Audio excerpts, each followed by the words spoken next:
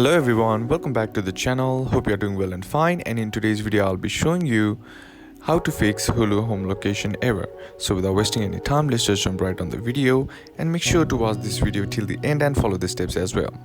So as Hulu being an online based streaming platform like Netflix, Amazon and so on, so Hulu is currently based on US, and with some licensing issues you might be facing the location error.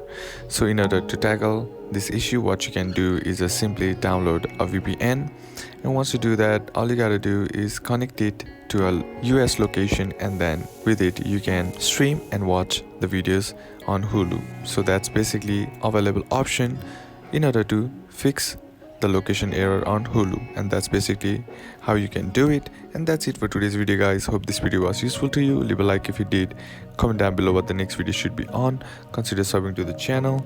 Thanks for watching. Bye bye.